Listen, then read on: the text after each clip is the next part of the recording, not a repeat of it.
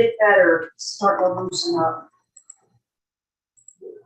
Just tell me when you want. Yep, we're about to be there. We're all right, we're actually live right now.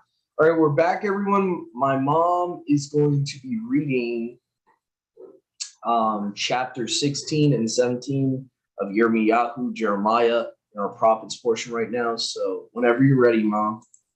Okay. Then the word of Jehovah came up.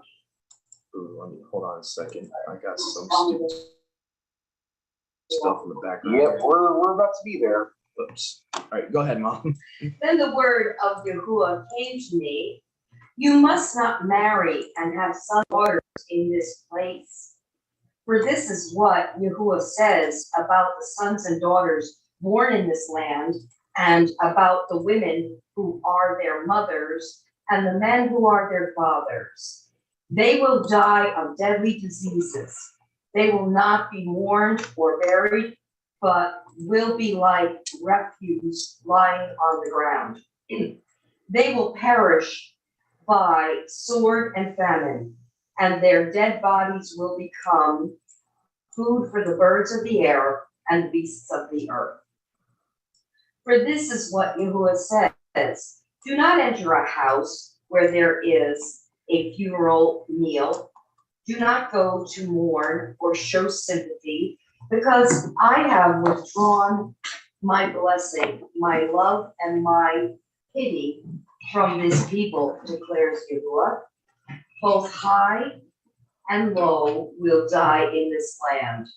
They will not be buried or mourned, and no one will cut himself or shave his head for them. No one will offer food to comfort those who mourn for the dead, not even for a father or mother, nor will anyone give them a drink to console them.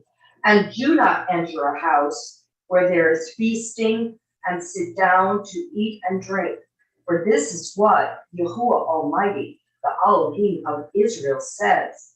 Before your eyes and in your days, I will bring an end to the sounds of joy and gladness, and to the voices of bride and bridegroom in this place. When you tell these people all this, and they ask you, why has Yahuwah decreed such a great disaster against us? What wrong have we done? What sin have we committed against Yahuwah our Elohim? Then say to them, it is because your fathers forsook me, declares Yahuwah, and followed other mighty ones, and served and worshipped them. They forsook me and did not keep my law. But you have behaved more wickedly than your fathers. See how each of you is following the stubbornness of his evil heart instead of obeying me. So I will throw you out of this land into a land neither you nor your father have known, and there you will serve other mighty ones day and night, for I will show you no favor. However, the days are coming, declares Yahuwah, when men will no longer say, as surely as Yahuwah lives, who brought the Israelites up out of Egypt, but they will say, as surely as Yahuwah lives, who brought the Israelites up out of the land of the north and out of all the countries where he had banished them. For I will restore them to the land I gave their forefathers. But now I will send for many fishermen, declares Yahuwah, and they will catch them, and that I will send for many hunters, and they will hunt them down on every mountain and hill, and from the crevices of the rocks. My eyes are on all their ways. They are not hidden from me, nor is their sin concealed from my eyes. I will repay them double for their wickedness and their sin, because they have defiled my land with the lifeless forms of their vile images, and have filled my inheritance with their detestable idols. O Yahuwah, my strength and my fortress, my refuge in time of distress. To you the nations will come from the ends of the earth and say, our fathers possessed nothing but false mighty ones, worthless idols that did them no good. Do men make their own mighty ones? Yes, but they are not mighty ones. Therefore, I will teach them this time. I will teach them my power and might. Then they will know that my name is Yahuwah. Okay, chapter 17. Judah's sin is engraved with an iron tool, inscribed with a flint point on the tablets of their hearts and on the horns of their altars. Even their children remember their altars and Asherah poles, beside the spreading trees and on the high hills. My mountain in the land and your wealth and all your treasures I will give away as plunder, together with your high places, because of sin throughout your country. Through your own fault, you will. Give me a second. You're having trouble seeing? You will lose the inheritance I gave you. I will enslave you to your enemies in a land you do not know, for you have kindled my anger, and it will burn forever. This is what Yahuwah says. Cursed is the one who trusts in man, who depends on flesh for his strength, and whose heart turns away from Yahuwah.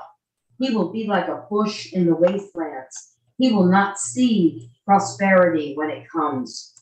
He will dwell in the parched places of the desert, in a salt land where no one lives. But Baruch is the man who trusts in Yahuwah, whose confidence is in him. He will be like a tree planted by the water that sends out its roots by the stream. It does not fear when heat comes. Its leaves are always green. It has no worries in a year of drought and never fails to bring fruit. The heart is deceitful above all things and beyond curse. Who can understand it? I, Yahuwah, search the heart and examine the mind, to reward a man according to his conduct, according to what his deeds deserve. Like a partridge that hatches eggs it did not lay, is the man who gains riches by unjust means. When his life is half gone, they will desert him, and in the end, he will prove to be a fool. A glorious throne, exalted from the beginning, is the place of our sanctuary. O Yahuwah, the hope of Yashrael, all who forsake you will be put to shame. Those who turn away from you will be written in the dust, because they have forsaken Yahuwah, the spring of living water. Heal me, O Yahuwah, and I will be healed. Save me, and I will be saved. For you are the one I praise. They keep saying to me, where is the word of Yahuwah? Let it now be fulfilled. I have not run away from being your shepherd. You know I have not desired the day of despair. What passes my lips is open before you. Do not be a terror to me. You are my refuge in the day of disaster.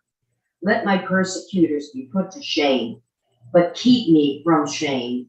Let them be terrified, but keep me from terror. Bring on them the day of disaster. Destroy them with double destruction. This portion here is entitled, Keeping the Shabbat Set Apart. This is what Yahuwah said to me. Go and stand at the gate of the people. through which the kings of Yehuda go in and out and stand also at all the other gates of Jerusalem.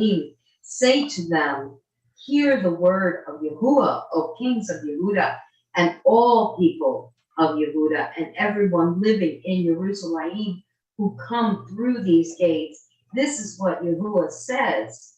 Be careful not to carry a load on the Shabbat or bring it through the gates of Jerusalem. Do not bring a load out of your house.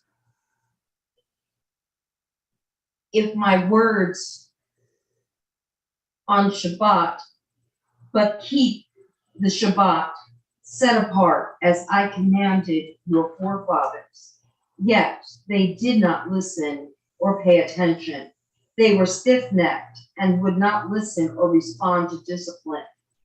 But if you are careful to obey me, says Yahuwah, and bring the load through the gates of this city on the Shabbat, but keep the Shabbat day set apart by not doing my work on it, then kings who sit on David's throne will come through the gates of this city with their officials. They and their officials will come riding in chariots and on horses, accompanied by the men of Yehuda and those living in Jerusalem, and this city will be inhabited forever. People will come from the towns of Yehuda and the villages around Jerusalem, from the territory of Benjamin and the west foothills, from the hill country and the Negev, bringing burnt offerings and sacrifices, grain offerings, incense and thank offerings to the house of Yahuwah. But if you do not obey me to keep the Shabbat set apart by not carrying my load as you come through the gates of Jerusalem on the Shabbat day, then I will kindle an unquenchable fire in the gates of Jerusalem that will consume her fortresses.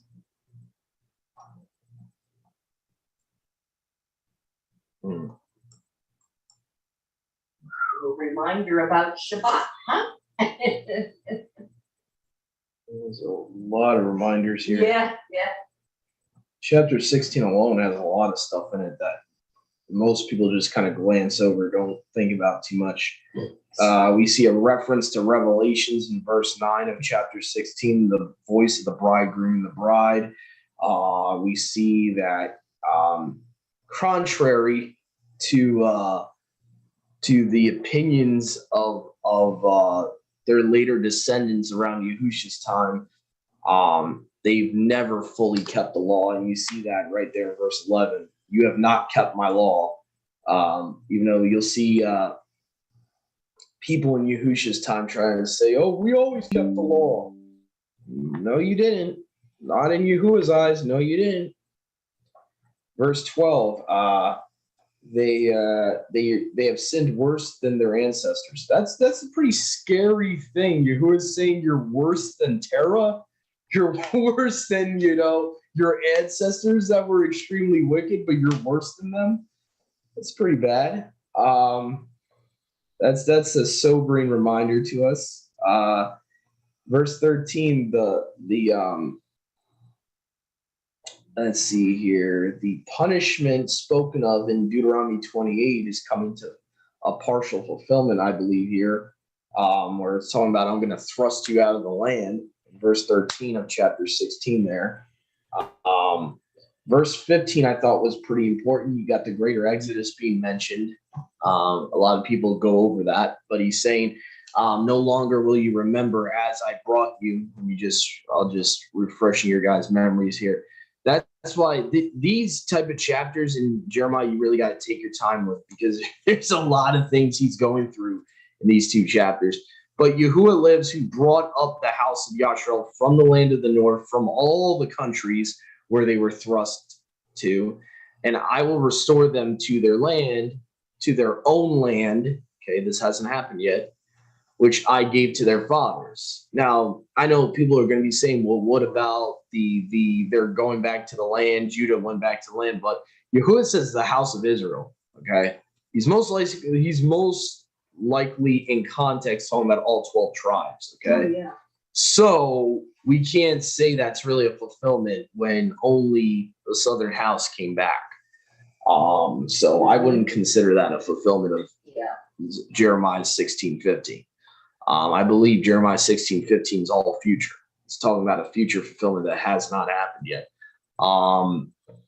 Verse 16 I thought was interesting, another reference to the new covenant. I will send many fishers or fishermen. Okay, so obviously we see that happening with Yahusha, where he says, I will make you fishers of men. So Jeremiah 16:16 is, in my opinion, foreshadowing Yahusha's human ministry there. Let's see here, Jeremiah 16:19. Down here to verse 19 in this chapter. You okay, Mom? Oh, I'm fine. I'm fine. Don't worry. Let's see. It says here, I thought it was interesting because a lot of the times we look at this verse, but we don't realize how isolated this verse is on the Gentiles, on people that were not originally his people. This is specifically talking about Gentiles and not his own people that are being grafted in, and they realize how vain the traditions that their ancestors taught them. Oh, Yahuwah, you are my strength and my help, my refuge in the days of evil. To you, the Gentiles shall come from the end of the earth and shall say, how vain the idols our ancestors or fathers procured to themselves, and there's no help in them. So you see here, this is specifically talking about the wild branches that are being grafted in are seeing how vain the religions that they've been brought up in. And I know a lot of us that have been raised in the church, we don't realize that includes Christianity. Okay, when people are being grafted into the true messianic faith, you have to look back at your upbringing and be like, that's all vain. That was all vanity. That was not scriptural. And I think it's very sobering when you look at that verse, because we tend to ignore it because we look at Gentiles somehow that only Wiccans are Gentiles, not realizing that Christianity as a whole is a hybridized pagan religion. It's no better than Wiccan. It's no bit better than the Wiccan religion. Matter of fact, it's more deceptive because they try to cloak themselves with the Bible. So they're trying to. They're okay, but it's at like least the Wiccans know how wicked they are. You know, the Christianity, what it does is it combines paganism with the New Testament. Mm-hmm. So Christianity is even more deceptive, in my opinion. At least you can look at these other false religions and tell they're fake, and tell they're not of the truth. It's a lot harder to show someone that's been raised in the church what they've been raised in. But anyway, so it talks about, will man make his own mighty ones, whereas there are no mighty ones, meaning like they are not mighty ones. You know, graven images are not mighty ones. It's what Jeremiah is talking about there. I did have some other notes here from 16. Had a lot in it, to be honest. I have like 2 or 3 more cross references here. I thought it was interesting comparing the two texts. I don't want to do too much waste too much time on the differences here, but I did find it interesting that verse 1 of chapter 16, the Masoretic text says, the word of Yahuwah came to me. If you look at the Septuagint, instead of the word of Yahuwah, it says Yahuwah Elohim came to him, or you shall not take a wife, says Yahuwah Elohim of Yashral. So it seems like the Septuagint equates this person known as the word of Yahuwah as Yahuwah Elohim of Yashral, which I find very interesting. So a lot of the times in the scripture in the Tanakh, you'll see this compound type of name where it has Yahuwah's personal name, Yahuwah, but then it has the title of Alua or Elohim coupled with the Tetragrammaton. Usually when that happens, that's pointing out that Yahusha is speaking. Usually, I've noticed that. Like Yahuwah Elohim in the LXX, sometimes for the same verse in the Masoretic, it will say the word of Yahuwah. So I don't know if maybe the Septuagint authors had this concept that the word of Yahuwah was the same person as the messenger of Yahuwah, that they actually understood this concept. It's very possible. But I find it interesting nonetheless. Jeremiah 16:6 I thought was pretty important because we've been talking, I always, reiterate about the context of Leviticus 19:27 and all that. This verse in Jeremiah 16:6 really nails the hammer here about what the context is. Do not shave your head. Do not mar the corners of your beard. If you look at Jeremiah 16:6, it literally says, you shall not bewail them, nor make cuttings for them. They shall not shave themselves for them. Obviously, that's the same context of Leviticus 21, even though Leviticus 21 is specifically talking to the Levites, but you go to Leviticus 19:27, in my opinion, gives the same context as Jeremiah 16, verse 6. Okay, so anyway, I thought that was interesting. So let's see here. I think other than that, we can kind of look at, let's see was there anything that jumped out to you, Mom, from chapter 17? Was there anything that kind of just all the reminders about the Shabbat, just everything that we just need reminders about sometimes, to keep this doesn't make this any day sense. set apart, how important it is to him. That's something I want to look up because supposedly here it's saying that the first 5 verses of chapter 17 is not in the LXX. I don't know why that would be the case. Well, you're not going to be able to find out in your NIV, Mom. I doubt. I thought you were looking for it. No. Because I don't think they're going to put that in the footnotes. I doubt it. But it seems like the first 4 verses are missing an LXX, which doesn't make any sense. I remember researching this the other day that's why this guy named Theodotion supposedly had to fix these omissions. What is interesting about this, though, honestly, that just jumped out at me just now is that he's speaking at the beginning of 17 about Judah's sin. Mm-hmm. We mostly hear about Ephraim's sin. You know what I mean? Like that seems to be the overlying theme. But this is focusing on Judah.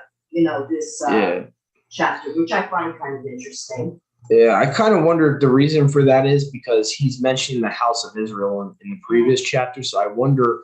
I would have to take correction on that. It might be actually talking about the northern house specifically in the previous chapter, why he's calling it the house of Israel. Right. So that might be the reason he's focusing on Judah in the next conversation here. He's like splitting them up in a way. So he's addressing one house and then another. Go ahead, Brother Joshua. I saw your hand was up.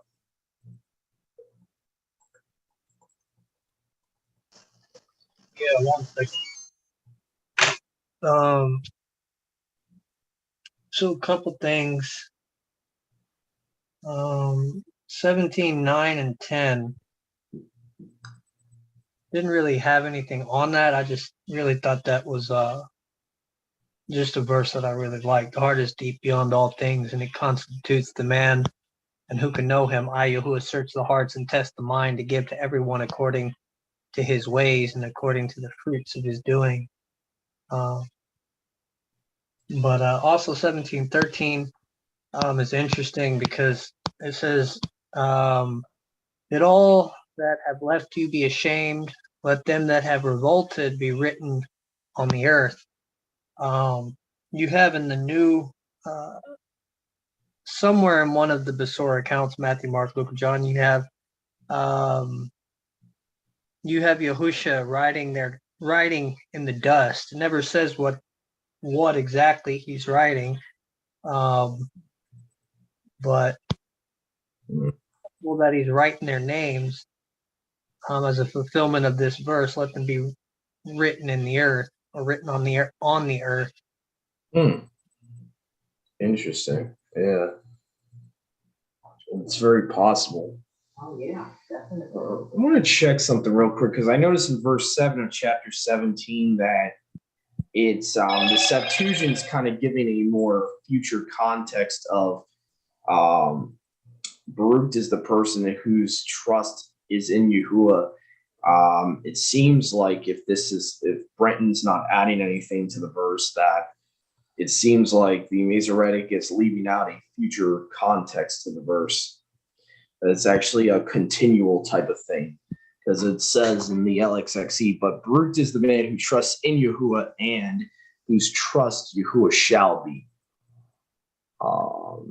So I wonder if shall be is actually there in the Greek.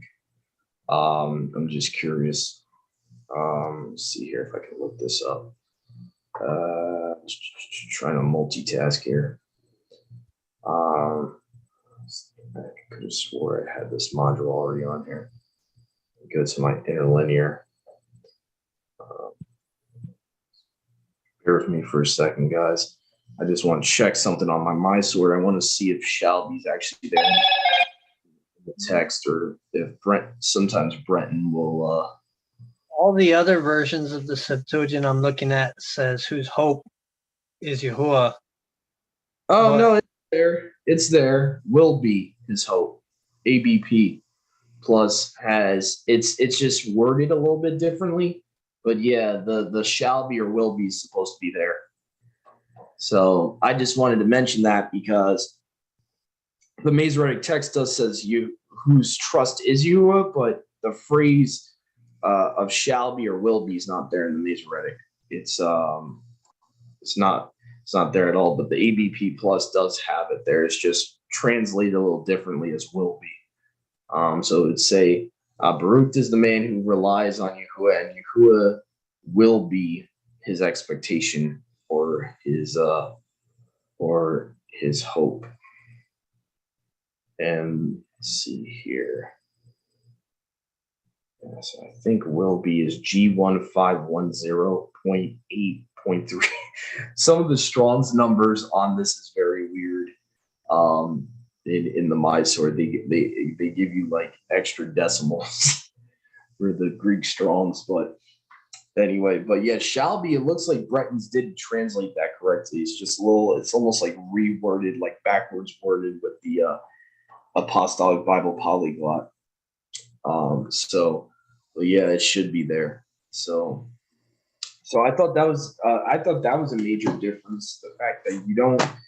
It's not just presently you're trusting Yahuwah, but he will be your expectation. It's like a future tense type of thing.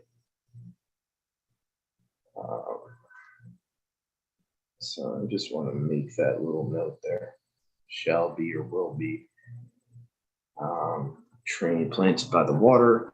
Obviously, we've heard that verse 1,000 times. That's mainly talking about the works of a true believer, and that you're bearing fruit. Yahusha obviously was pulling from Jeremiah when he talks about I've chosen you, you haven't chosen me, that you should bear fruit.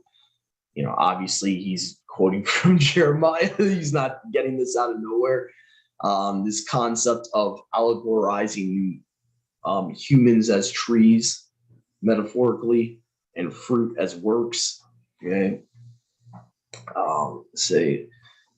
Now, what's weird, I don't know if this is a translation issue, but it says the heart is deep beyond all things, LXX says, and it is a man who can know him. So it focuses more on the fact that spiritually, how can you really know your heart? Mm-hmm. It's a deep thing. I don't know. That could be just a mistranslation there, but that's kind of like a reminder when people want to say, "Oh, he knows my heart."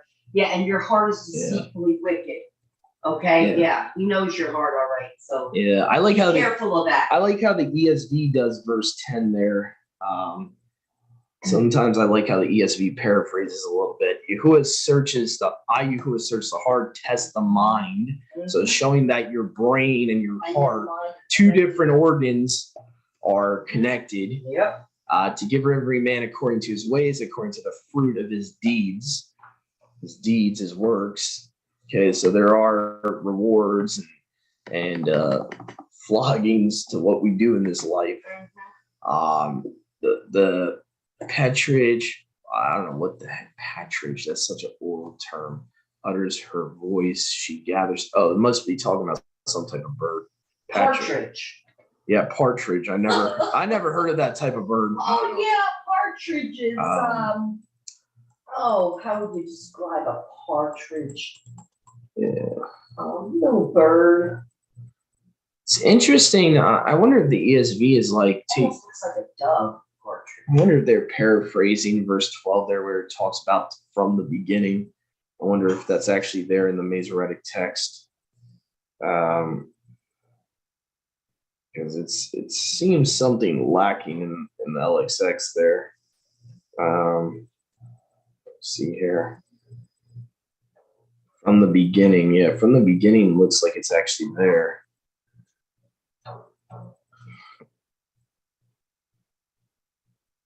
Yeah.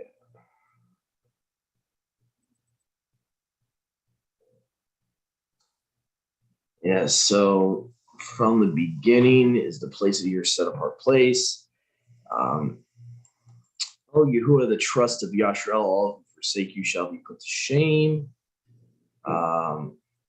What's interesting is that's like an opposite parallel of those that trust in Yahuwah will not be put to shame. So I kind of find that interesting.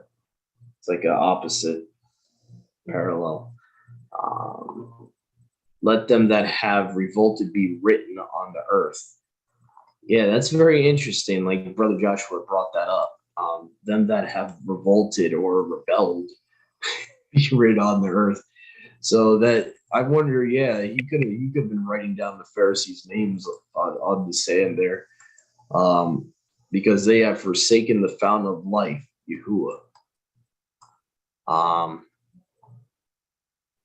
Find it interesting that the LXX says fountain of life, like life-giving waters. It's a little different. I mean, living water still is similar, but I just find it interesting. It says the fountain of life in the LXX. Let's see here. I shall be healed. Save me. I shall be saved. For you are my boast. Pretty sure that's where Paul quotes from in his letters. Verse 14 there's where he gets. Oh no, he quotes from somewhere else when he talks about he who boasts in Yahuwah. Let's see here. Is there anything else? My lips are before your face. Be not to me a stranger. Spare me an evil day. Double destruction. So he is sent to renew the covenant and setting apart the Sabbath.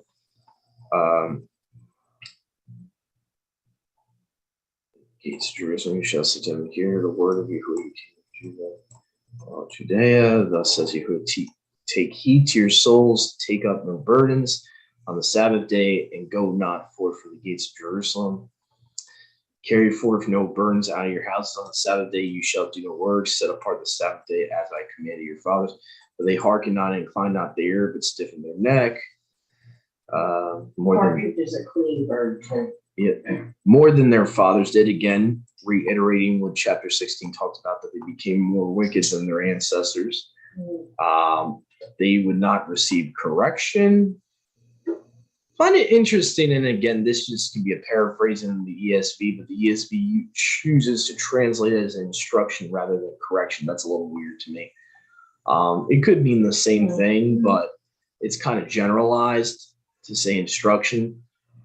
But I could see how that's related, because his instruction, his correction would be telling them to repent and to turn back to his instructions, his Torah. So it's similar, but it shall come to pass if you will hearken to me, says Yahuwah, to carry no burdens through the gates. And I get it that it's always talking about a physical burden. I get that, but there should be a spiritual application to this. Like, obviously we shouldn't be bringing our troubles on the Sabbath and being worried about things that honestly we don't need to be thinking about on the Sabbath day. So this is talking about the physical burdens, like beast of burden and all that. princes sitting on the throne of David, riding on their chariots and horses, they and their princes and men of Judah dwellers. This city shall be inhabited forever. So there's again the promise, the Davidic promise being mentioned. Men shall come out of the cities of Yehuda, from round about Jerusalem, out of the land of Benjamin, out of the plain country, from the hill country, from the south country, bringing whole burnt offerings and sacrifices, and incense and manna. And frankincense, bringing praise to the house of Yehuda. I find that interesting. It talks about manna. So this definitely seems like something future, because as far as I know, they were not eating manna, and once they got to the promised land, they stopped eating manna. So the fact that the Septuagint's bringing up manna in a future tense, that definitely seems like it's talking about like a millennial context. So that's pretty interesting to me. I might write that down. I don't know if I ever caught that before. That Jeremiah 17:26 mentions manna. Let's see here. I think that's it. But it shall come to pass, if you will not hearken to me, set apart the Sabbath day to bear no burdens, or go in the gates of Jerusalem on the Sabbath day, then will I kindle a fire in the gates thereof, and it shall devour the streets of Jerusalem and shall not be quenched. You know, I kind of see a little of like Yahuwah having a sense of humor here, because he's literally saying, I will kindle a fire in the gates. And you know, that's like actually supposed to be like a, even though Yahuwah is talking about it in a judgment way, and there's a command not to kindle a fire on the Sabbath day. So I wonder if Yahuwah is kind of taking a pot shot at his people in this context, like, okay, you don't want to obey me, then you know I'm gonna judge you with fire. You know, my wrath is gonna be kindled against you. And I find it interesting. This says, I will kindle a fire in its gates. I just find it interesting that Yahuwah used that type of terminology. So anyway, so we're going to be going to, I think, since we're done with the prophets portion, we just got one portion left. So we'll be having a new reader soon. I believe, what do we have left, Mom? We have Matthew. Yeah, I'm trying to figure. Yeah, let me make sure it's Matthew 16. Okay, Matthew. All right, let's go down here. Yeah, Matthew 16. I think we'll just do the whole chapter. So please stay tuned, everyone. We'll be back shortly with Matthew chapter 16. To all of our brothers and sisters that have been tuning in with us so far, thank you for tuning in and listening in and reading along with us. And we'll see you in